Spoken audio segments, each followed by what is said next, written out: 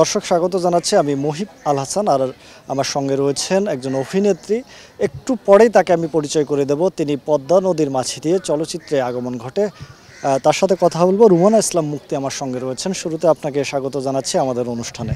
জি, আসসালামু আলাইকুম। কেমন আছেন? আলহামদুলিল্লাহ, আপনি কেমন আছেন? আলহামদুলিল্লাহ আপু, একটু জানতে চাচ্ছিলাম, অনেকদিন পর আপনাকে এই এফডিসি প্রাঙ্গণে পেলাম।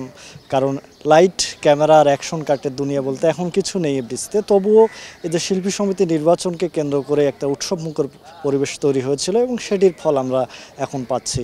কিভাবে এই বিষয়টি দেখেন আপনি? খুবই ভালো লাগছে। আমি চেয়েও ছিলাম দীপজল ভাই আসুক, আর দীপজল ভাইকে প্রয়োজন ছিল শিল্পী সমিতিতে। আমি নিজেও 2 বছর পর শিল্পী সমিতিতে ঢুকলাম। আমার তো মনে হচ্ছে এখন পর্যন্ত মনে হয় একটা ঈদ ঈদ আমেজ। আর শিল্পী সমিতি সে আগের মতো জমজমাট হয়ে গেছে, একদম আগে যেমন ছিল। আমার ভীষণ ভালো লাগছে। আর শিল্পী সমিতিতে 2 বছর পর ঢোকার পরে মনে হচ্ছে যে আমি একদম নিজের একটা জায়গাতে এসেছি। আপু একটু আমি পিছনে ফেরত যেতে চাই। সেটি হচ্ছে চলচ্চিত্রের মা, চলচ্চিত্র ইন্ডাস্ট্রির মা আমরা যাকে চিনি, এবং সকলেই আনুদি বলে, কেউ আনুভাবি বলে, কেউ আপা বলে। তার মেয়ে আপনি, সুযোগ্য কন্যা। চলচ্চিত্রে আসার একটু গল্পটা একটু জানতে চাই। হ্যাঁ, আমি প্রথম রফিক মামা ক্যামেরাম্যান, উনি আমাদের বাসায় আসেন। তো আমি তখন স্কুলে ছোট, তখন উনি বললেন যে পদ্মা নদীর মাঝিতে কুবেরের মেয়ের চরিত্রে একটা মানে বাচ্চা মেয়ে দরকার। তো আমার জন্য তো উনি বাসায় আসেন। তো আমাকে উনি ঠিকঠাক করে যান। তারপরে আমাদের বাসায় আসেন হচ্ছে ওই যে গৌতম ঘোষ পরিচালক, উনি আসার পর আমাকে দেখে বললো, জানলা ও এত সাদা গায়ের রং, ওকে আমি মাঝির মেয়ে কিভাবে বানাবো। তখন উনি করলো কি, ঠিক করলো যে আমাকে একটা সপ্তাহ সরিষার তেল গলায়, মুখে, হাতে আর হাঁটু পর্যন্ত পায়ে মেখে একটা সপ্তাহ রোদের মধ্যে প্রায় 2-3 ঘন্টা করে রাখতেন। তারপরে যে কালারটা আসছে আমার, সেই কালার দিয়ে কিন্তু শুটিংটা করা। তো মজার একটা অভিজ্ঞতা ছিল, কিন্তু তখন তো অনেক ছোট ছিলাম। তা আমার কাছে খুব খারাপ লাগতো যে উনি কি, যে আমার গায়ের রংটা পর্যন্ত নষ্ট করে দিচ্ছে এরকম। তো এইভাবেই আমার আসে আর কি। এরপর চাঁদের আলো। হ্যাঁ, চাঁদের আলোটা আমার ওই একই সালে, তখনই আর কি চাঁদের আলোর অফারটাও আসে যে নায়িকা হিসাবে নিবে। তখন আম্মা বললো তো অনেক ছোট, নায়িকা কিভাবে করবে। বললো যে আমরা করবো, শেখ নজরুল মামা উনি বললো যে আমরাই করাবো। তখন আমি জাস্ট 5 থেকে 6-এ উঠলাম এরকম, তখন আর কি করলাম চাঁদের আলোটা। আমার মনে আছে আমার ড্রেসের মধ্যে, আমি এত শুকনা ছিলাম আর একটু লম্বা ছিলাম, তো ড্রেসের মধ্যে আমার ফোম টোম দিয়ে একটু স্বাস্থ্য বানানো হয়েছিল। তারপরে চাঁদের আলো করেছিলাম।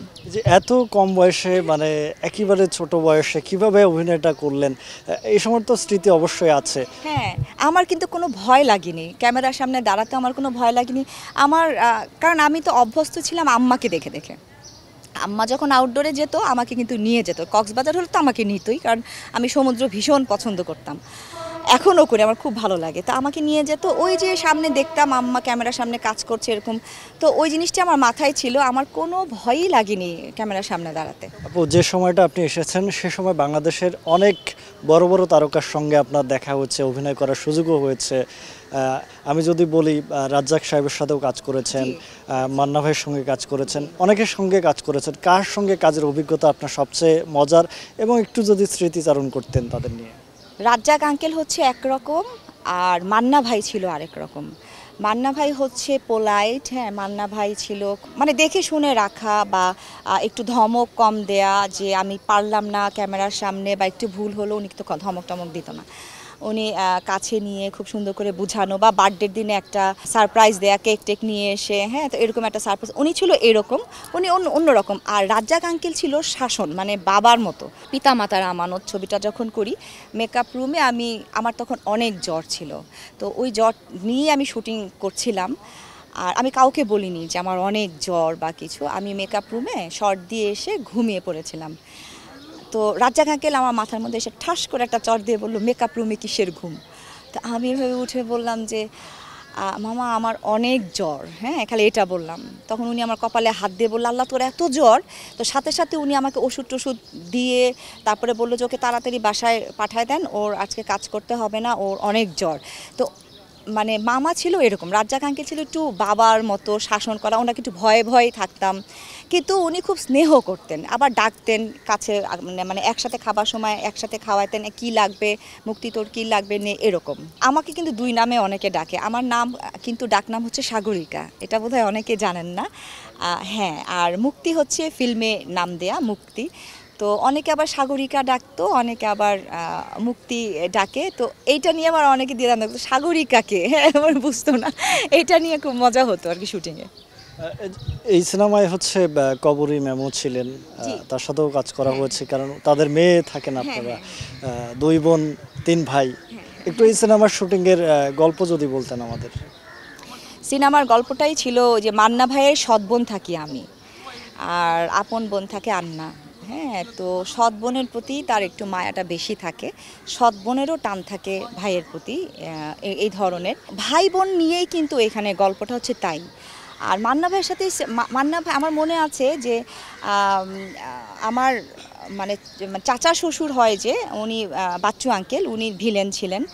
তো ওনার সাথে একটা গার্মেন্টসের একটা ইয়েতে মানে এমন একটা সিন ছিল যে ওখানে মান্না ভাই তখন বলছিল আজকে তোর পরীক্ষা হবে, হ্যাঁ, যে তুই কীরকম অভিনয় করতে পারিস সেটা আজকে তোর পরীক্ষা হবে, মানে উনি ইচ্ছে করে এমন করছিল। তো ওই সিকোয়েন্সটা হওয়ার পরে, শটটা দেওয়ার পরে মান্না ভাই একদম আমাকে জড়ায় ধরে বুকের মধ্যে বলছিল যে না, তুই আসলে খুব ভালো অভিনয় করতে পারিস। আপু, এই যে এখন বর্তমান চলচ্চিত্রের অবস্থা, সিনেমার সংখ্যাও অনেক কমে গেছে, আপনারাও এফডিসিতে আসেন না, প্রাণবন্ত হয়ে ওঠেন আর এফডিসি প্রাঙ্গণ, যদিও এর হয়তো বা মানে এই সমস্যা থাকবে না আর। তো সামনে কিভাবে হতে পারে, বা এই বিএফডিসি পরিবর্তন হতে পারে কিনা, কি মনে করেন আপনি, যেহেতু নতুন একটা প্যানেল গঠিত হলো, সব মিলিয়ে কি ভাবছেন সামনের দিক কি হতে পারে?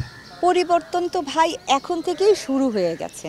যেমন আমি 2 বছর আসিনি শিল্পী সমিতিতে, এরকম অনেকেই আসেনি শিল্পী সমিতিতে, যারা আসেনি তারাও কিন্তু এখন আসছে, তারাও কিন্তু বসতেছে, আড্ডা মারতেছে, চা খাচ্ছে, গল্প করতেছে, তো সবই হচ্ছে।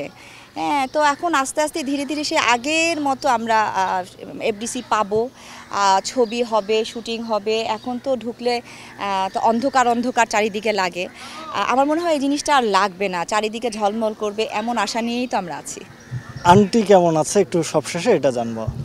আলহামদুলিল্লাহ, আম্মা আগের চাইতে অনেক ভালো আছে, আম্মা নিজেও ভোট দিতে এসেছিলেন, আর এফডিসিতে ঢুকে উনি খুবই এক্সাইটেড ছিলেন, উনি যেতে চাচ্ছিলেন না, কিন্তু ভিড়ের কারণে উনি অসুস্থ যদি হয়ে যান, অনেক গরম ছিল, তাই আম্মাকে ভোটটা দিয়ে কিছুক্ষণের মধ্যে এবার বাসায় পাঠিয়ে দেওয়া হয়েছে। বাট উনি আলহামদুলিল্লাহ অনেক ভালো আছেন।